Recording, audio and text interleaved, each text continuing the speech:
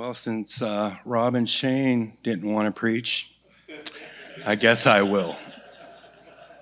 Come on. No, that was good, especially like the part where you gave that kid $5, some random kid in Walmart. Because once you did that, he became it wasn't just about you, he became kind of a part of us, right? So it's that other love, and I've been really thinking about the Lord's Prayer recently, and it is such a deep prayer, and it's so simple, and it's basically how the Lord told us how to pray.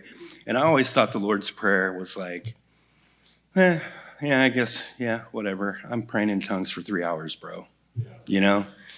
And no, I'm like, really? Like, I used to pray quite a bit.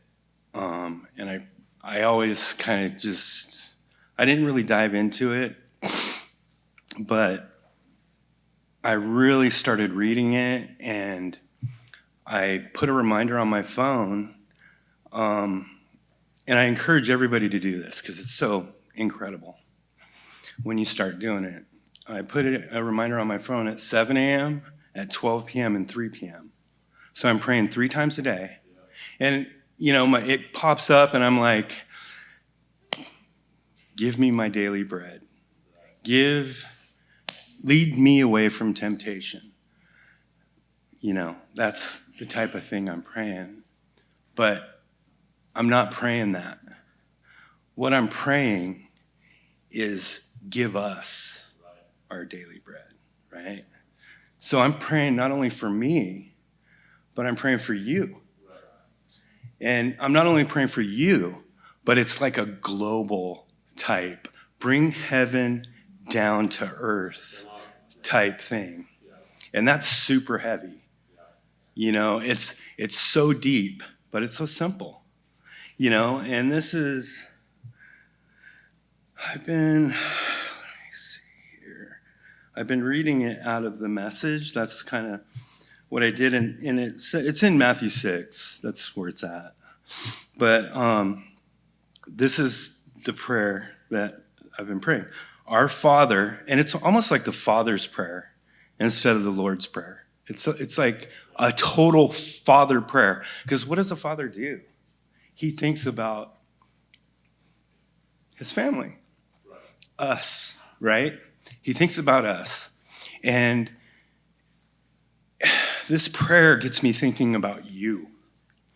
And it's so rad. It's so cool. Because I'm not just praying for me, man. But and when we start doing that, when we stop focusing on ourselves, something changes and something happens. Because it's not like, oh, Lord, help me, me. No, it's like an us thing. And this church has brought me, God, where's Doug at? God, I'm like channeling my inner Doug, and I don't want to. Gosh. But I'm just like him, so that's cool. But anyway, this church, man, it's brought me into an us, right? And it has ever since I've been around, It has when I started coming here in Chino, with when I'd pop in and out. But anyway, I'm going to go to the Lord's Prayer. It says, Our Father in heaven, reveal who you are, set the world right. Yes. And how does he do it? With us, right? Right? Because then it goes into this. Do what's best, as above, so below. Keep us alive with 3 square meals. I don't like that too much. I like give us our daily bread a lot better. But anyway, that's Eugene Peterson. And then it says, keep us, not me, keep us forgiven with you and forgiving others. Keep us safe from ourselves and the devil. And then this part right here is so cool. You're in charge. You can do anything you want. You're ablaze in beauty. Yes. Isn't that cool? God, it's so awesome. So I'm doing that 3 times a day, and it's not like a big thing. It's just where I'm at. I'm like, Lord, give us our daily bread. Lord, keep me at it. And sometimes it's more temptation for me. I'm like, Lord, keep us out of temptation. Come on. So, and then I was looking at the prodigal son story, because I know that it had been gone over recently in our church, and some really good thoughts have been given out. And in the prodigal son story, you have a younger son who is selfish, who goes out and does just whatever he wants, and he's just thinking about me. And then you have an older brother who's completely entitled, who is selfish too, who is jealous, who is angry, who is just as bad as the younger brother, right? And then we have a father in the middle. And that father is so us-minded because he's running and he's standing next to his other son. And we have those two brothers. Like, we don't have two wolves. Well, we kind of do, especially you. But no, we have these two wolves living inside of us. We've heard that story a million times, right? We really have two brothers living inside of us. And those brothers want to be like the father. And the only way that they can do that is if they stop looking at themselves and start looking at each other, right? And get just completely us-minded. And that's our progression as Christians, right? We want to get into that. Stop being, and I'm still, so I see the older brother and the younger brother in me all the time. You know, I can think, oh, well, look at them, they're doing that, whatever. You can get mixed up in it. But really what I want to do is I want to be just like my father, right? Right? And that's where we can go with this. And looking at the prodigal son story that way, not necessarily focusing too much on each of the brothers, but the father, it's huge. It's huge because that's who we want to be like in that story. And because that father is praying the Lord's Prayer for his kids. He is 100%. And there's a song I've been listening to over and over and over this week, and it says, I desire to be like you, like any son or father, like any son or daughter. I want to be like my father. I desire to be like you. You promised to never forsake me, so I'll risk it all if you make me like you, right? Right? And we can look across this assembly right now. You can look at your own fathers. I can look at like my spiritual fathers, and I'm looking at, I could just start naming everybody in this assembly, right? But, you know, because I want to be like them. So many people in this church, I've modeled my life after. Like Sarah, she's gone right now, but she's with Julie, and we lived with Rob and Julie for a while. And like, she had a bracelet that said WWJD. What would Julie do? I'm kidding. No, but Julie's discipled her. That's what I'm trying to say. You know what I mean? And you guys have discipled me. And it's just so incredible when we think about the usness instead of the meanness, right? Right? And if we start really walking in that, we're going to bring heaven to earth.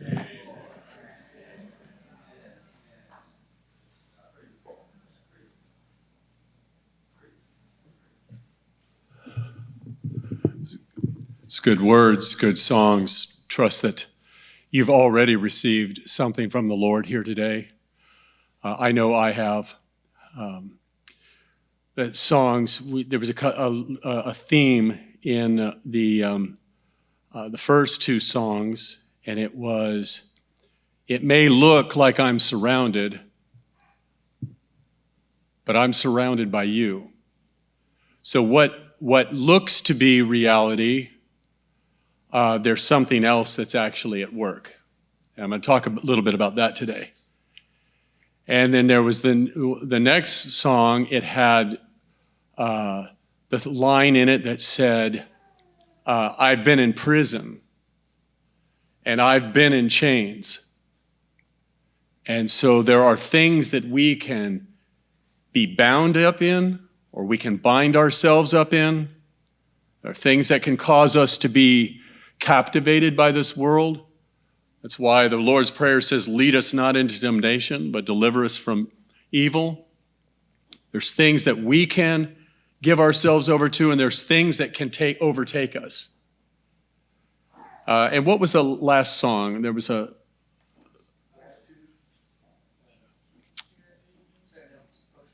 Yes. And it said, "I'm going to walk out on the water. Lead me wherever you may lead me." And so when we start to take action for God, and we like Peter, that little story there of Peter walking out on the water showed his kind of chutzpah. He was in this moment of fear and uncertainty. He stepped out and asked to step out on the water. We look at the fact that he sunk, but the fact is he stepped out on the water. Pretty powerful. So when we do start our journeys, don't be surprised if you're not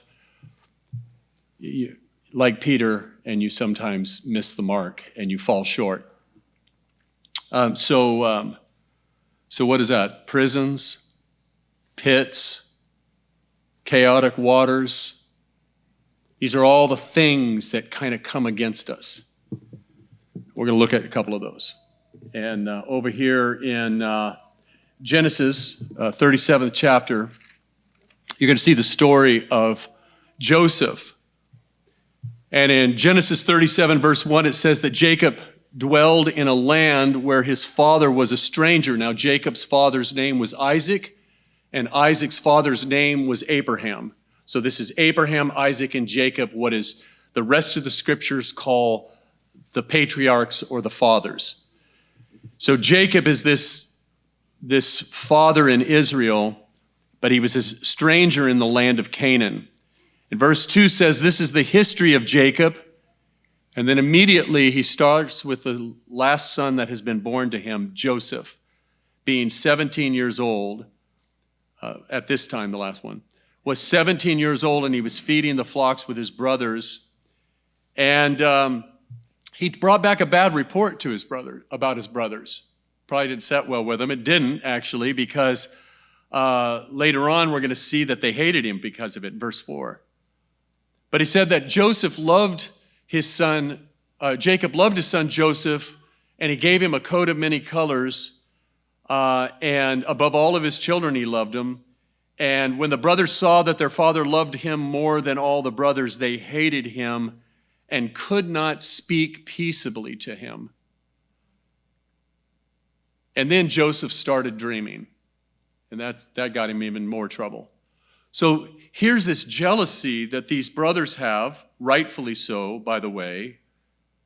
My God, a father to the point, the true father that's exemplified in the story of the prodigal son is a father who both stands next to the one and runs after the other. There is no favoritism in the prodigal son story because the father has no favorites. But here, Jacob is following after the same failures that his father failed in. Remember?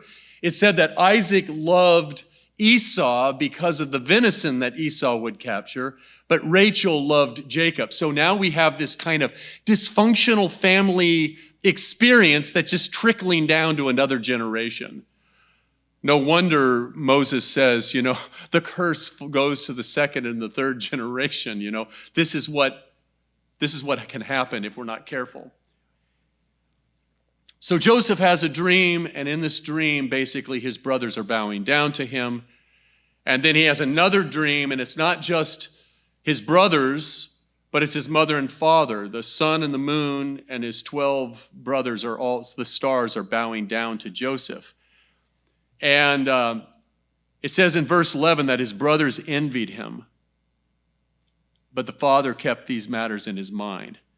Then his brothers went and fed the father's flock at Shechem, and Jacob said to Joseph, "Are not your brothers feeding their flock in Shechem? Come, I will send you to them." So Jacob sends Joseph to go check on his brothers. He was probably a little worried about them. Like, what are they getting into now? Go and see if you can find your brothers, verse 14 says. See if it's well with the flocks and bring word back to me. So he sent him to the valley of Hebron, and he went to Shechem. Now a certain man found Joseph, and there Joseph was wandering in a field. And the man asked him, saying, "What are you seeking?" So important to notice that this man steps onto the scene. Joseph doesn't reach out to him. The man just engages in the conversation. Joseph is wandering, which means he's lost. So Joseph is lost. This man comes engage him, a certain man. The same word that's used here is used when 3 certain men came to Abraham. And we find out later on that 2 of those men were angels that went down to Sodom, and one was the angel of the Lord, or the Lord himself. Another time when a certain man attaches himself to Jacob is when Jacob is wrestling with the angel, but it doesn't call him an angel there. It says he wrestled with this man all night. And when he was done, he realized who he had been wrestled with. He says, "I've seen God face to face, and I did not die." So here, this certain man is thrust into the story, finding the wandering Joseph. And he says, "What are you looking?" He says, "I'm seeking my brothers. Please tell me where they are feeding their flocks." And the man said to them, "They've departed from here. I heard them say, 'Let us go to Dothan.'" So Joseph went after his brothers, and he found them in Dothan. Now when they saw him afar off, even before he came near, they conspired against him to kill him. It may look like you're surrounded, but I'm surrounded by him. That's the theme of our life. It was the theme of Joseph's life. It may look like he was at disadvantage, but God had something he was doing and working out right there in this moment. They said to one another, "Look at this dreamer coming. Come, therefore, let us kill him and cast him into some pit, that we may see some wild beast has devoured him. We shall see what will become of his dreams."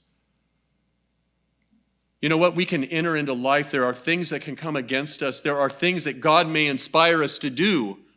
He may call us out on the waters, but there may be times when we'll see what comes of this man's dreams or this woman's dreams, or God's dream for you. What has God destined you for? People may think they can thwart the plan of God by their actions that they take. And he's saying, let's see what happens to his dreams. This is really just a flashback to the first beast that wanted to devour Adam and Eve. It goes to the beast that was in Cain, that was lying at the door, that wanted to devour his brother in the field. See, now they're out in a field here, and he killed his brother Abel in the field. He did not allow the beast that was in him to be put down. You know that the number one thing that as people of God that we have to do is we have to give ourselves over to God and let that beast that can rise up. You may be a destined child of God like these 11 brothers were, or these 10 brothers were. You may be destined to be the people of God and still have a beast inside you. So they cast him into the pit. They stripped off his clothes in verse 23. And they cast him, verse 24, into the pit. And the pit was empty. There was no water in it. So now Joseph is as far away from the fulfillment of his dream as he could possibly be. He's looking through a pinhole of light in this pit that he's found himself in, looking up into the stars of heaven that he was supposed to be exalted above.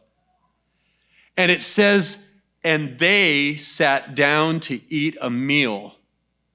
Look at these devourers. We will say that a beast has devoured him.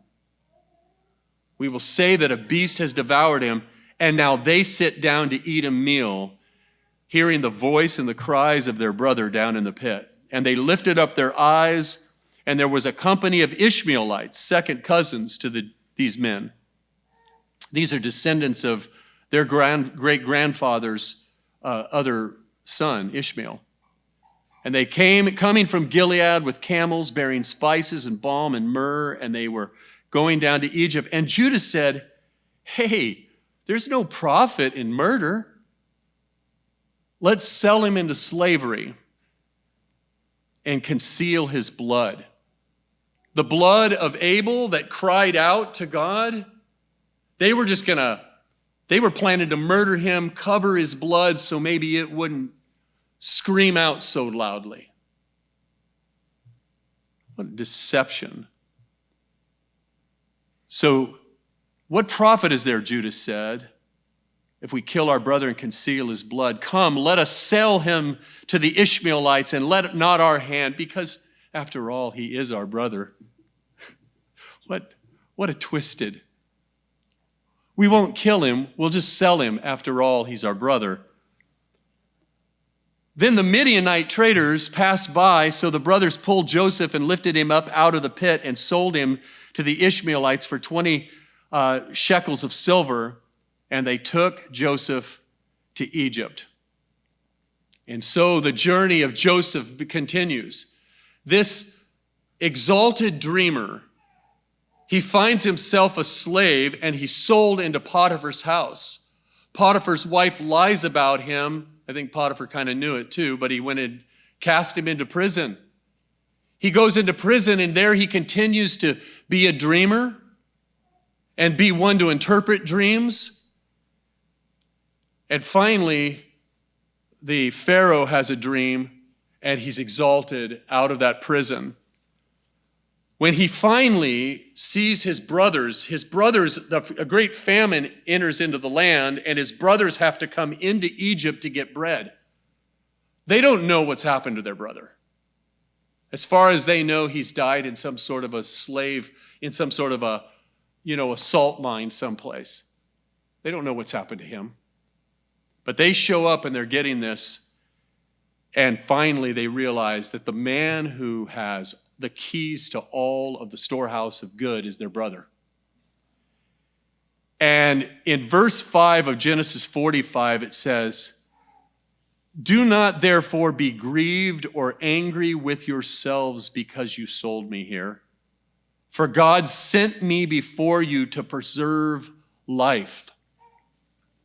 Verse 7 says, "And God sent me before you to preserve a posterity for you in the earth and to save your lives by great deliverance." They thought they were thwarting the dreams of Joseph given to him by God by throwing him into a pit. They thought that was for his exaltation. They did not know that what God's plan is for their exaltation. Sometimes, if we're not careful, we'll let our envy get the best of us. We'll let our jealousy get the best of us. Or if we're Joseph, we will feel this inspiration from God, but we will allow, or things will just come against us and we will give up because of the darkness. But even in his time of prison, he refused to give up. He continued to serve the prison guards.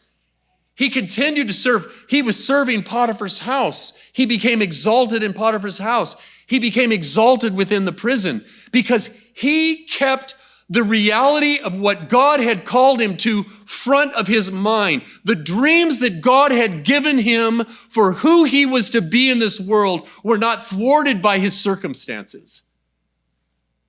His circumstances did not define how he was going to live out his life. And so he blessed Potiphar, he blessed the prisoners and the prison guards, and then he blessed Pharaoh and Egypt, and finally the brothers that had betrayed him, he blessed them. And you see how it finally ends up. After their father died, they thought, surely Joseph is going to take vengeance on us.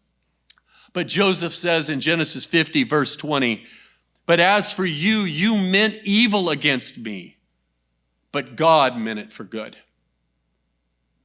It's not that God took him through all those things. God would have, had they not been evil men and jealous of their brother, he didn't have to go through all those things, he just did.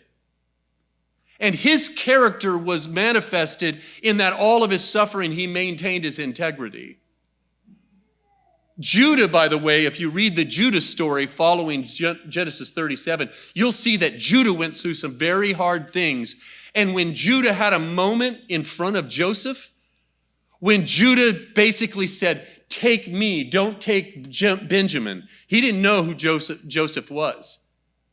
But Judah offered himself up into slavery. Oh, then Joseph knew the heart of Judah had been turned through his experience.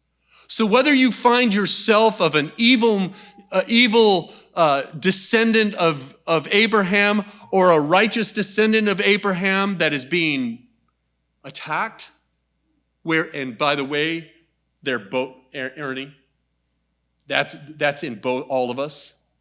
We all have that righteous calling that God has called us to, and sometimes we have sometimes we give $5 to the guy in the Walmart, and sometimes we're cursing the guy in the car. Right? So evil happens, and that is not God's thing. When something evil happens, do not think that God is engaged in that evil. But believe you me, that when evil does happen, the God of heaven is not thwarted by that evil. His plans for you and me are no less sure. And we've got to remember that. When the psalmist is thinking back of this, he in Psalm 105, notice what he says there. At the beginning of Psalm 105, he says, make known his deeds, verse 1. Sing to him the psalms to him that talk of his wondrous works. That's in verse 2.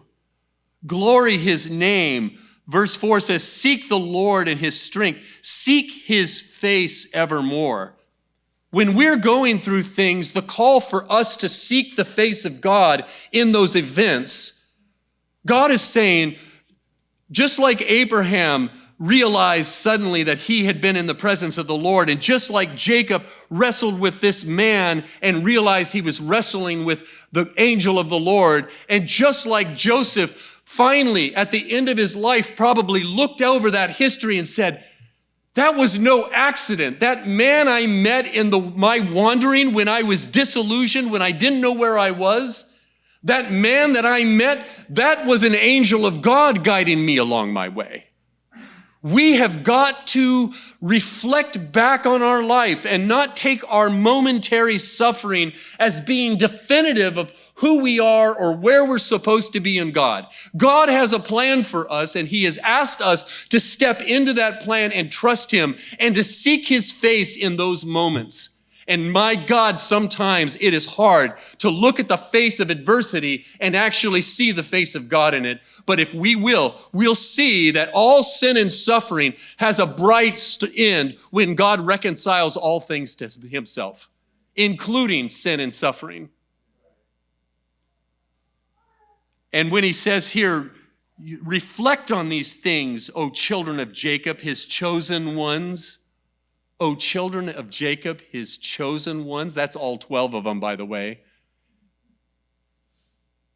So if you found yourself as a Judah or as a Reuben,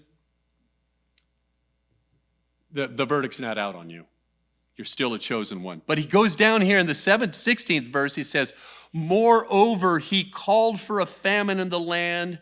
He destroyed all the provision of bread, and he sent a man before them, Joseph, who was sold as a slave. They hurt his feet with fetters. They laid on him those irons until the time that his word came to pass, that the word of the Lord tested him. Joseph had the word that had come to Joseph was a test to him when he was sitting there in these various events of his life. He had to maintain his trust in God through those difficult times. He had to continue to look back on it. Remember the high times when you know God has spoken to you. Do not think that your low valley moments or your pit moments, when you're farthest away from the sun and the moon and the stars bowing down to you, when you're the farthest away from that, do not look at that as your definitive moment. Look at the time when God spoke definitively to you and hold on to that one. And he made him Lord and ruler of the house and ruler of his possessions. And all Israel came into Egypt, and he increased his people greatly. What a powerful story. So this is an example. Joseph is an example of somebody who was going along in life, and evil men did evil things to him, and somehow God was present with him and brought him out of that pit and out of that prison. Look over here at 1 Kings, the 19th chapter. This is a story about Elijah. Now, the pre-story of this is that Elijah had this fantastic victory over the prophets of Baal. They're destroyed. He had prayed that it would rain because it had been a famine for 3.5 years. He had prayed that it would rain, and it rained not for 3.5 years. He prayed again on Mount Carmel, and the rains began to descend on him. Well, he hears, a messenger is sent to him from Jezebel, the wife of the king Ahab. And verse 19, verse 1 says, Ahab told Jezebel all that Elijah had done, also how that he had executed all the prophets with the sword. Then Jezebel sent a messenger to Elijah saying, so let the gods do to me and more also, if I do not make your life as the life of one of them by tomorrow about this time. So she brings down a curse on herself that she is committed to killing him because of what he has done to the prophets of Baal. Now, instead of him falling back into the victories that God has given him already and trusting God, and how many of us have been in that same place, how many of us have left the altar on a Sunday with a new commitment of faith and grace, and we go out the doors and Monday morning we're slapped in the face with the realities of the world, and we fall back in discouragement about either our own spirit or just the ugliness of the world, right? So he arises, he goes a day's journey out. God finally gives him some angel's food, and for 40 days, he's moved by the Spirit into the wilderness for 40 days on the power of that angel's food. So he has met now an angel in the wilderness. He's met an angel in the wilderness, and in that 40-day journey, he finds himself, it says in verse 8 of 1 Kings 19, into Mount Horeb, the mountain of God, and there he went into a cave. And God said to him, what are you doing here, Elijah? See, Elijah couldn't take much more. So it's just God saying, what are you doing, Elijah, in this cave? And Elijah responds in verse 10, I'm alone. Everyone has forsaken you. I'm the only one. And they seek to take my life. Just kill me, Lord.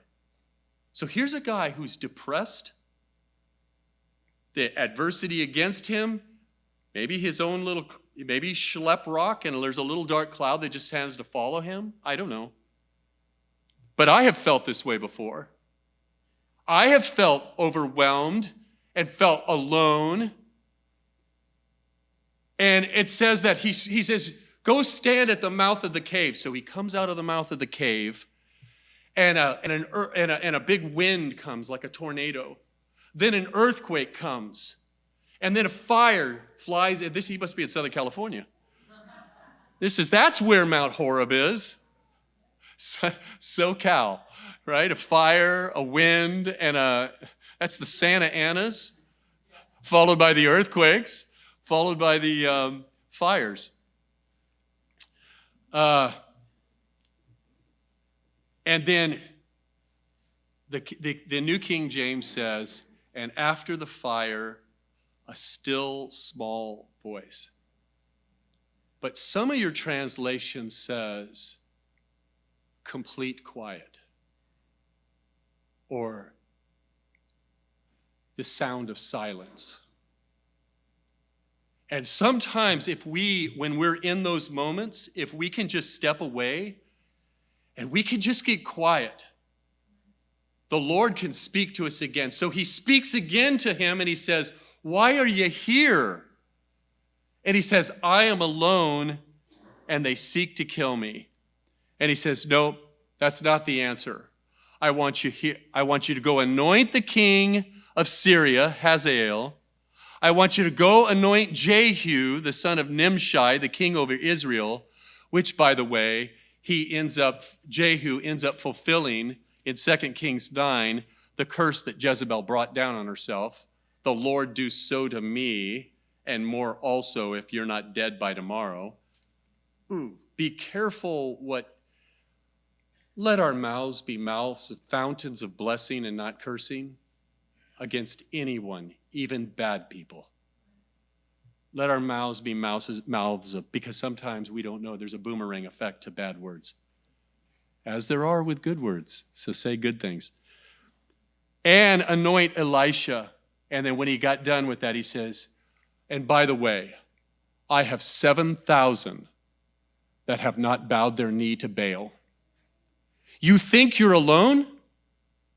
There's an us here. Give us this day. You think you're alone? Come to the us, because in that place, you're going to find that there are 7,000 that have not bowed the knee to Baal. God is not without witness. And when you're finding yourself in those dark places, when you're finding yourself with the sound of silence and you thinking that God may be moving you out of your darkness or your depression or the caves, bring yourself to the us, because it's there where the 7,000 are holding on and they're encouraging one another in love. Yes, there are people that will pursue us. There are people that want to see us dead. But God will reveal to you the us in the factor, because there's an us that he will give daily bread to. There's an us that is going through temptation. There's an us that are being delivered from the evil one. Whether her name is Jezebel or Satan or whatever the name of that us, that evil one is, God has a people that will bring protection to that individual. Never be alone. Never be alone. And then just finally, I'm going to close with this. In Matthew, because you sang about it, so I'm closing with it. There. Matthew, the 14th chapter. And in Matthew, the 14th chapter, Jesus has just ministered on one side of the Sea of Galilee, and he sends his disciples back across the sea. The hour had gotten late. These are seasoned sailors.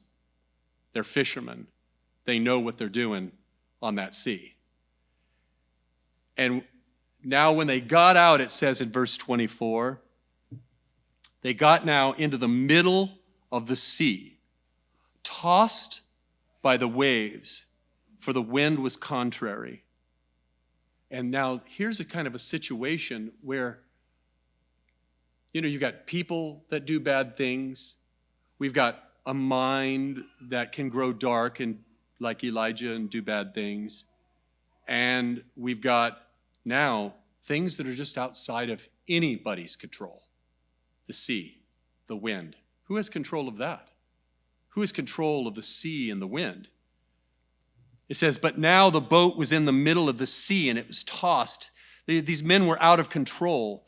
Now the fourth watch of the night, which, by the way, I don't know about you, but this fourth watch of the night is the darkest, coldest part of the night before the sun comes up.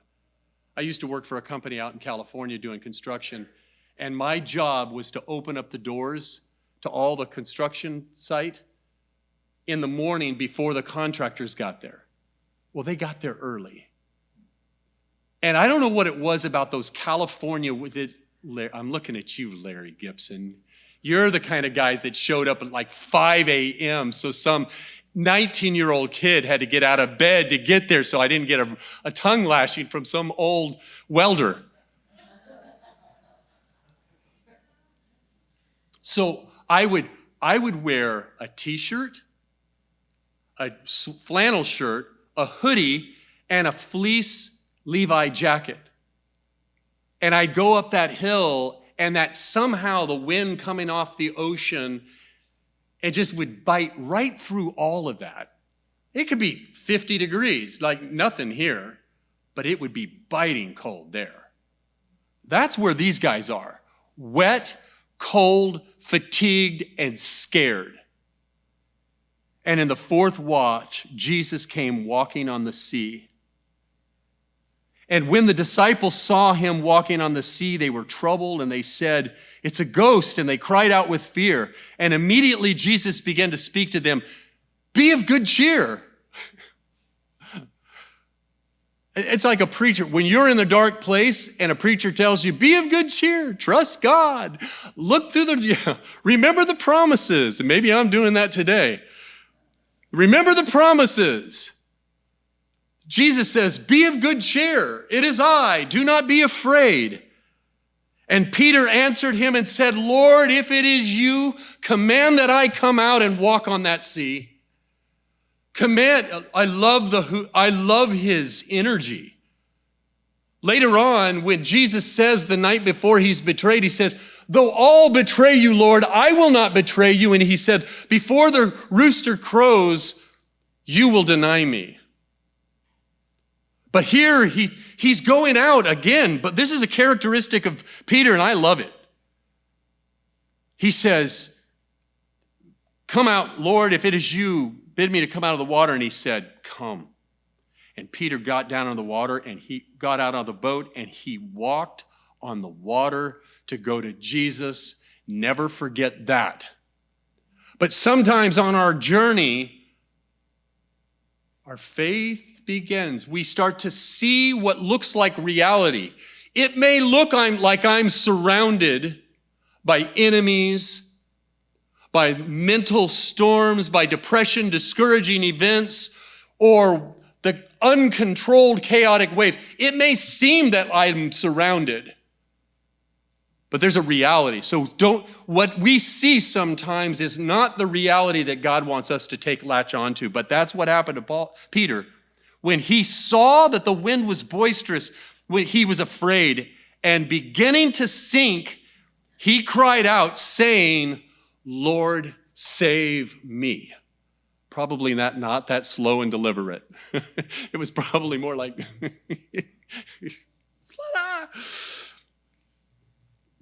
"Lord, save me." Just like later on, when at the end of the 26th chapter of Matthew, when Peter finally denied him, he was sinking in the waves of public opinion when this little maiden says, "And you're with him too, your speech betrays you." And he says, "I never knew the man." Now, how far is that descending from your confident approach that says, "I will never"? They may all desert, thank you, there's a D word. They may all desert you, but I will not. And now he has sunk beneath the waves of public opinion. even the opinion of a little maiden, how threatened we can become by the smallest little things. But God is saying, and then he heard the cock crow, but it said, Lord, save me. And immediately, he did not wait for Peter to build up his faith, go through a new catechism, or do anything else. All it was one quick prayer, Lord, save me. And Jesus immediately reached out. We should be like our Father. We should be like our Lord Jesus, who immediately responds to the repentance or the cries of our brother or our sister. Let's be that kind of people. And let's realize that when we find ourselves sinking beneath the chaotic waves that we have no control over in our life, that God will immediately, don't think, don't wait, don't let a night go into your fear. Don't let fear will destroy the human soul. Reach out and trust that there's a God in heaven that will reach down and immediately take a hold of your hand. And he says, and while he's doing it, O you of little faith. So here, there's a little correction that happens in the middle of it. Why did you doubt? And when they got in the boat, and you'll remember Neil's words from a few weeks ago, think about the journey back to the boat. I mean, how did they get back? I mean, did he make Peter swim laps? What do you think he did here? They walked back to the boat. And they got into the boat, and the wind ceased. And those who were in the boat came and worshiped him, saying, truly, you are the Son of God. See, they believe. 2 chapters later, he's going to say, you are the Messiah, the Son of the living God. Right here, when he saw that the power over wind and waves was also in this person, they worshiped. Whatever it was that God did in this man, Jesus Christ, he gave him and endowed him with the power over chaos. And he'll give us the power over chaos. And the very last words out of Jesus' mouth, and remember this, the very last words out of Jesus' mouth is, lo, I am with you always, even to the end of the age. The very last words the disciples hear is, I am with you always. So he may manifest himself as a wandering man, as a man that you encounter in your wandering in a field. He may find himself as 7,000 that have not bowed their knee to Baal. He may manifest himself in the chaos and reaching down and God himself in your moment of need, pulling you out of it. But you may think that you're surrounded, but I'm surrounded by him. It's in him we live and move and have our being. Have confidence in that. No matter what you go through in the weeks and the months to come, no matter what hardships, there's a God who can turn evil into good. And that good can lead not just to the salvation of Israel, but the salvation of the world. And here we are as proof, 2,000 years later, that their stumbling in their little faith, they recovered themselves, and we're still talking about them today. Praise God. Do you have a confidence in God today? I do. Trust in God. Trust him when all those dark shadows gather. Trust him when the sun is no longer shining. Trust him. He's worthy of trust. All right. Do we have a closing song, Will? All right. Let's all stand.